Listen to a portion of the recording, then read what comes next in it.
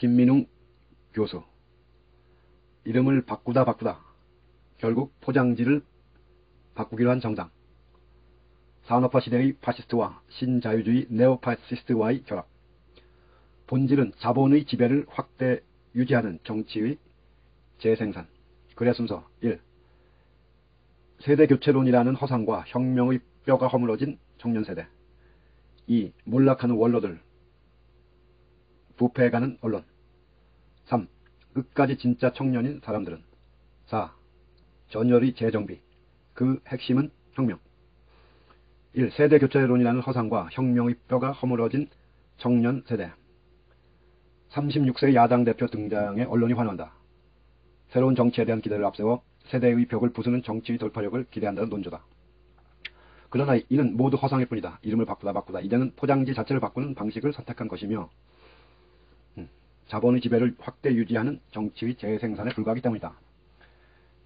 대표 당선 후 내놓은 연설의 내용일부다. 2021년과 2022년은 우리가 민주주의를 다수에 의한 독재, 견제받지 않은 위선이라는 야만으로 변질시킨 사람들을 심판한 해로 기억할 것입니다. 우리의 저항은 최루탄의 연기만큼이나 매운 갈라치기와 독주로 국민에게 많은 눈물을 흘리게 했던 문재인 정부의 지난 4년을 딛고 다시 한번 민주주의의 순수함과 강력함을 확인시켜줄 것입니다. 앞으로 더 두고 봐야 할 일이 아니다. 오랜 세월 각고의 투쟁으로 이루어놓은 민주주의에 대한 젊다는 당대표가 가진 현실 인식의 정체다. 검찰 권력과 대자본 그리고 특권 정치 세력의 칼살이 누려온 적폐로 고통받아왔던 사람들의 민주주의에 대한 인식과 이토록 거리가 멀다.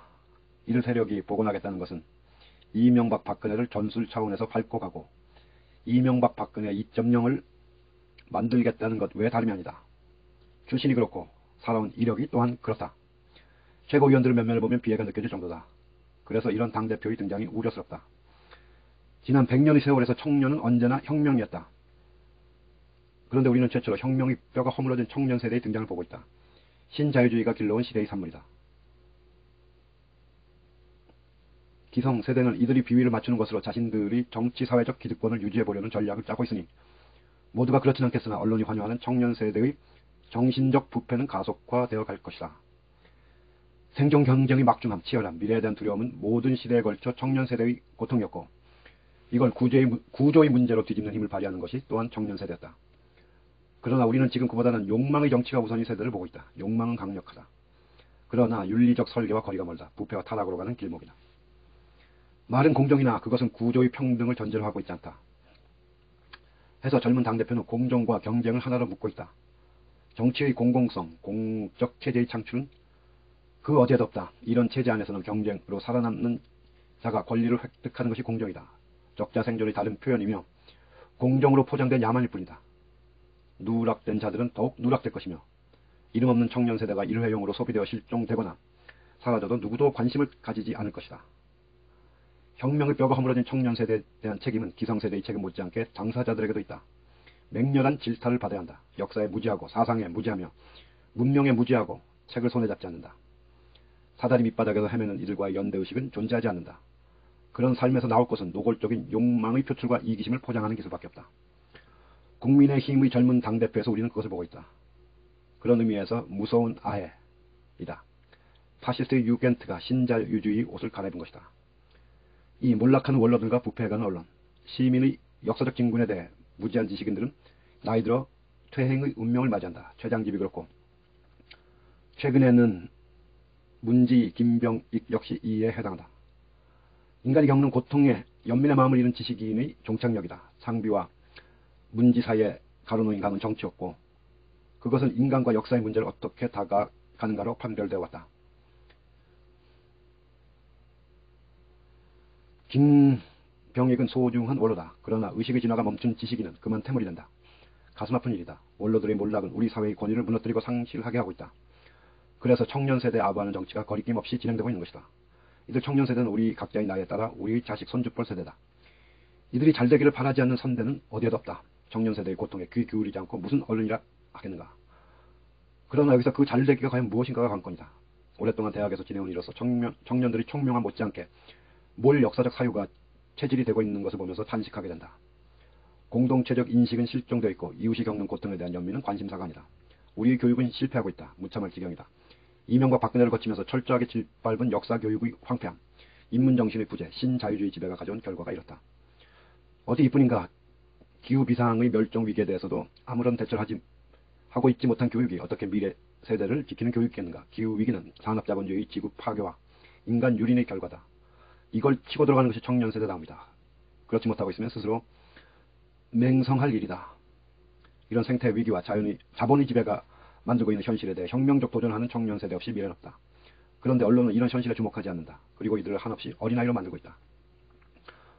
응석을 부리는 아이는 자라면 성숙해져야 하고 역사적 책임의식이 있어야 하며 당돌해야 하고 자기 철학의 태제를 가지고 미래 설계의 제안을 내놓아야 한다. 그래서 청년은 언제나 허균이어야 한다. 그런데 우리는 신자유주의 궤도에 뒤처질세라 올라탄 이들만 보고 있다. 저 자기 파산적인 설국 열차를 멈추려들 생각이 없다. 이런 규정과 질타가 억울하다면 외치라. 아니라고. 언론은 날로 부패하고 있으며 자본의 병정일 뿐이다.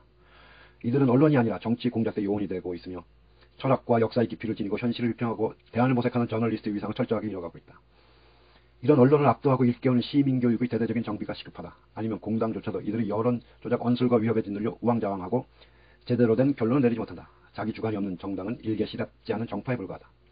민주시민교육은 이 시대 절체절명의 과제다. 전 교육감 광노현이 지금도 전력을 기울이고 있다. 응원과 박수가 우렁차게 필요하다. 뿐만 아니라 진보 교육감 모두가 힘을 들이고 있는 작업이다. 언론은 이를 제대로 조명하지 않는다. 평생 민주교육에 힘을 쏟은 조희영 교육감 역시도 이에 뜨겁게 전력하고 있다. 그에 대한 어이없는 공수처 수사는 원천무효가 되어야 한다. 3.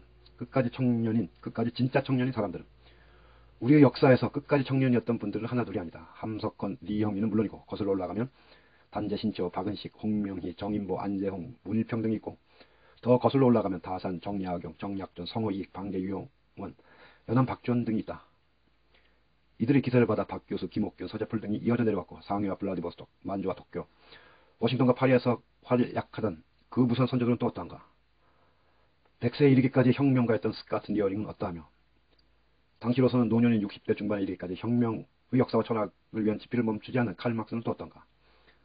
끝까지 민권운동의 선봉에 섰던 알라바마의 로자 박스는 이게 너무 고전적이라면 녹색평론의 고 김종철 선생은 어떠하며 70 중반을 넘어서도 출판의 철학을 청년의 기사로 가진 한길사의 김원호 대표는 또 어떤가. 80이 가까운데도 여전히 독립지사들이 평전을 쓰는 김삼웅은 어떠하며 그와 비슷한 또래로 민족혁명의 기사를 가진 광복 회장 김원용은 또 어떤가. 이들은 전혀 늙지 않았다. 기성세대는 왜 우리에게 이런 것 저런 것 안 해주냐는 방식이 아니라 스스로 혁명을 이끌고 세상을 뒤집는 기세로 시대를 혼쭐 내야 하는 게 청년이 아닌가. 역사의 중심을 직시하고 그걸 새로운 기력으로 삼아 다부지게 나서는 것이 청년 아닌가. 저 유럽의 68 청년들, 민권과 반전운동을 이끌었던 미국의 청년들, 지금도 한반도 평화를 위해 미국의 세계 전략에 도전하는 청년들이다. 언론은 이들이 구속되든 뭐가 되든 관심도 기울이지 않는다. 나이 들어도 끝까지 청년인 이들은 기성의 원리와 이해타산을 기준으로 타협하지 않는다. 그걸 넘어서는 대안의 미래를 향해 흔들리지 않고 나아간다. 욕망의 정치를 넘어 가치의 정치를 위해 헌신하고자 한다. 지구 생명 공동체의 미래를 향해 세계 시민적 양심과 의식을 가지고 살아간다. 이게 청년이다. 4. 전열의 재정비, 그 핵심은 혁명. 결론은 분명하다. 우리는 전혀 다른 미래를 꿈꾼 허균을 가진 나라다. 토지개혁의 혁명적 변화를 외쳤던 방계 유형과 다산 정약용을 가진 나라다. 풍천 노숙의 세월을 마다하지 않은 단재 신채와 박은식, 그리고 아리랑의 혁명가 김산의 나라다. 약산 김원봉의 조선이다. 파리 강화회의와 3.1 민족혁명을 하나로 묶은 김규식의 나라이며 문명의 미래를 갈망한 김구의 나라다. 이 모든 것은 다 혁명으로 일궈진 역사다. 이 기운으로 세상을 바꾸는 열정과 희망을 갖지 않은 이들은 누구도 청년이 아니다. 욕망의 소인이거나 세월이 태물이거나 이미 소심하게 늙어버린 자이거나 청년이 껍데기를 쓴 졸장부에 불과하다. 호연지기의 청춘에서 아름다움이 나온다. 의로움이 편하다. 매혹적인 기세가 뿜어져 나온다. 정겨운 마음의 깊이가 샘솟는다. 자기 인생에서 혁명가를 단 한 번도 꿈꾸지 않은 청년은 청년이 아니다. 그걸 위해 계산하지 않고 움직여본 적이 없다면 아직도 청년 아니다. 이제 우리는 조만간 세계관이 대전쟁으로 몰입해 들어갈 것이다. 인간의 존엄과 자연의 소중함을 일구려는 사람들과 약한 이웃을 짓밟고 신분 상승을 갈망하는 자들 사이의 전선. 미래는 어디에 있어야 할까? 답은 명확하다. 자본의 지배를 확대 유지하려는 신자유주의 네오파시즘 공세를 막아야 한다. 혁명은 이 시대의 임무이다. 혁명의 문을 여는 개혁, 특히 검찰 개혁은 특권 카르텔의 붕괴로 이어진다. 우리가 할 일은 너무도 밝히 드러나지 않는가? 사족하나 그렇다면 민주당은 어떻게 달라져야 하는가? 답은 파시즘과 싸우는 청년 정당이다. 신자유주의와 싸우는 청년 정당이다. 검찰개혁과 시장개혁에 힘을 모으는 청년 정당이다. 기후위기의 최전선에서는 청년 정당이다. 시민민주주의를 지원하는 청년 정당이다. 좌고 우면하지 않고 집중적인 돌파력을 가진 청년 정당. 그러면 된다. 더는 머뭇거리지 말라. 김민웅 교수. 더는 머뭇거리지 말라.